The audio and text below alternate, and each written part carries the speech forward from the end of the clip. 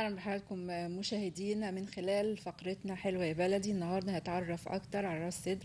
راس سدر واحدة من المدن الجميلة والمميزة بشواطئها وبنقاء مياهها، وبالتأكيد هي مكان للاستجمام بصورة أكبر لأنها تعتبر مدينة من المدن الهادية جدا. عشان نعرف تفاصيل أكتر عن راس سدر اللي بتقع في جنوب سيناء بسعدنا يكون معنا من خلال اتصال تليفوني مهندس فاروق شرف، استشاري وخبير ترميم آثار ومنشآت تاريخية.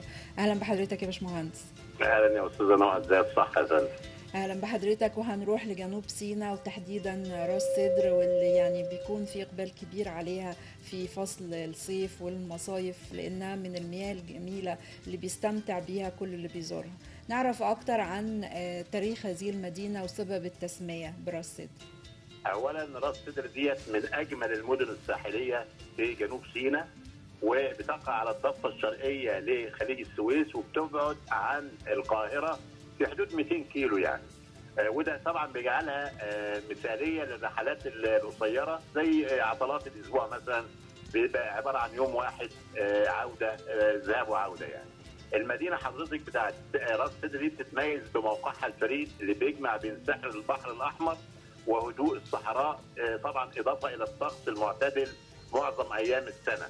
اهم المعالم طبعا في راس سدر دي بتشمل المناطق الاثريه اللي بتعود الى العصور الفرعونيه والرومانيه، وطبعا هناك في بقايا للقلعه الرومانيه والعيون الكبريتيه المعالجه، وبتشتهر بالخصائص العلاجيه طبعا لان الناس كانت بتروح هناك في العيون دي وتتعالج من الامراض الجلديه. والمدينه بتحتضن طبعا اسواق محليه كتير جدا، لكن بالطابع البدوي الاصيل، وبتتيح للزائر فرصه التعرف على الحرف اليدويه والمأكولات التقليديه طبعا اللي بتختص براس البر.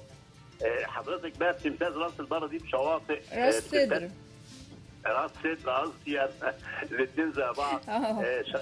شواطئ راس سدر دي بتمتد من مسافات طويله جدا من الرمال، طبعا الرمال نظيفه جدا وذهبيه، والمياه بتبقى فيروزيه، يعني عايز اقول لحضرتك انها كانها بكر يعني، ما زالت محتفظه بالنظافه بتاعتها. من اشهر طبعا الشواطئ فيها شاطئ النخيل وشاطئ راس مطرمه، بالاضافه الى شواطئ مخصصه عشان رياضات البحر مثل الكايت سيرفنج اللي هي حضرتك عارفاها طبعا، اللي هي عباره عن اللي بيعوم ده بيبقى على لوح خشبي، وبيبقى فيه بتعتمد على تزحلق مع دفع نظام طائره ورقيه دي بتحركه عن طريق الرياح، ودي مشهوره هناك جدا، هي كمان في الغردقه بنفس النظام.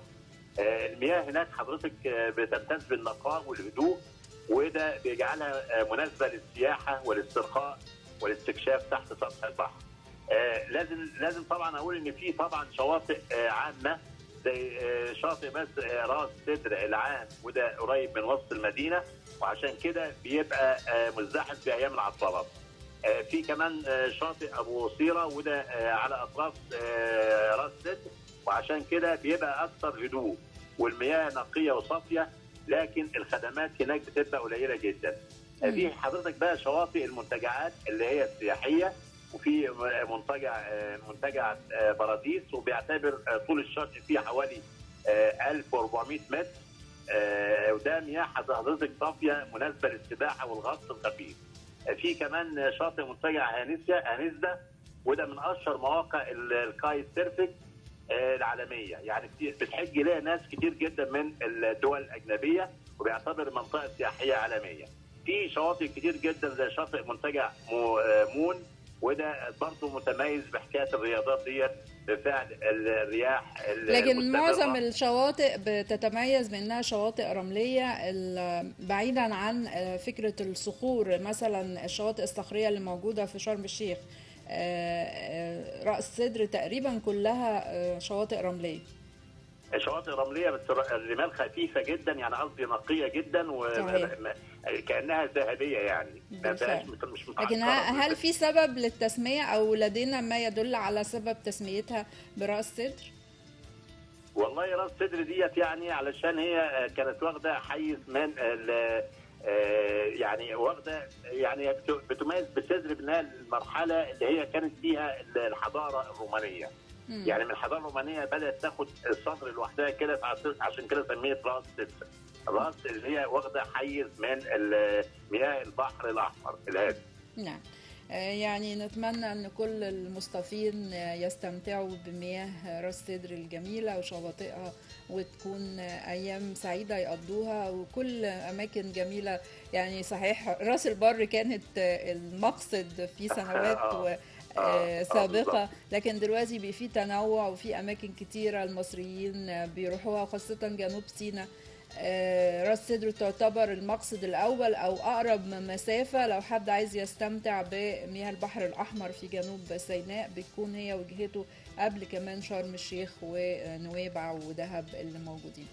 اللي بنشكر حضرتك جدا. بيعدي على راس سدر، يعني اللي بيريح شرم الشيخ بيعدي على راس سدر، فبتبقى اقرب في المسافه طبعا. فعشان كده وبعدين كمان يعني نظيفه جدا جدا جدا، وزي كانها بكر بالظبط. بالظبط.